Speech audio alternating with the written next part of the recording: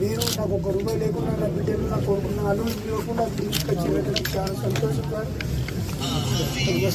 జరిగింది అన్యాయం. కేవలము సరిగా ఇంత చండాలమైన ప్రభుత్వం అంటే ఇట్లా ఒక పేద రైతును అల్లని ఆరోగ్యం బాగాలేదు, ఆపరేషన్ అయింది, నిన్ను తీసుకుపోయి జైల్లో పెట్టింది నాకు అర్థం కాదు. నా మీద కోపం ఉంటే నాతో కొట్టాడాలి, నా మీద కోపం పేదోళ్ళ మీద గరీబ్ గాళ్ళ మీద మీ మీద తీసి ఇంత చిల్లరతనం మీద నాకు అర్థం కాదు.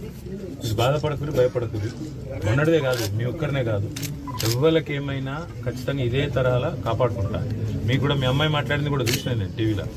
బాగా మాట్లాడి అదే అది మాట్లాడింది మీరా మీరు మాట్లాడింది చూసిన సారీ రాయన్న, నా వల్ల నీకు ఇబ్బంది అయింది, నా మీద కోపంతో నీ మీద పడ్డారు, బాధపడక కాకపోతే అన్న. ఇగో పేరుకు రెడ్డివి కానీ పేదోని అట్లా 10 ఏళ్ళ కేసీఆర్ ఉన్నప్పుడు మరి మనం కూడా కక్షలు తీసుకుంటే వాళ్ళని మిగులుదురా?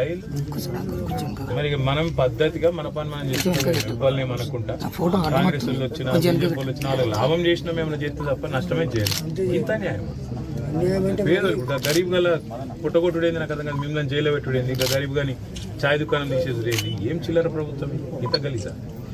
భయపడకుర్రి, మళ్ళా మంచి రోజులు వస్తాయి మీకు. మంచిగా బ్రహ్మాండంగా అన్నిటికీ అండగా నేను ఉంటా, ఈ లోపల కూడా ఉంటా, రేపటికి కూడా ఉంటా. నా విజ్ఞప్తి ఏంటంటే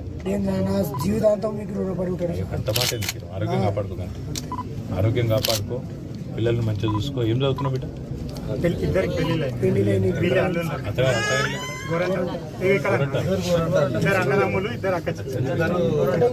ఒకటే ఇల్లు గోరంటాలు, అవి కూడా రవీంద్రరావు గారికి దగ్గర పిల్లలు ఉన్నారా?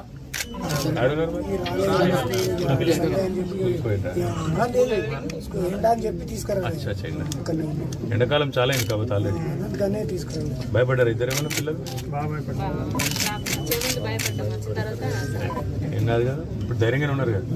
అది కేసు పీసు ఏం కాదు, అంత బోగస్ కేసు, బోగస్ కథ. కేవలం నా మీద కోపం, నీ మీద తీసే ప్రయత్నం చేసిన వాడు గట్లా తయారైన ప్రభుత్వం. నేను చూసుకుంటా, ఏమున్నా నువ్వు రంది పెట్టుకోకు. మన మధు, మన సతీష్ వీళ్ళందరూ ఉన్నారు కదా, మన వాళ్ళు అంటున్నారు కదా, ఏం పడదు, ఇంతకంటే ఎక్కువ ఉంటా. నీకు ఎప్పుడు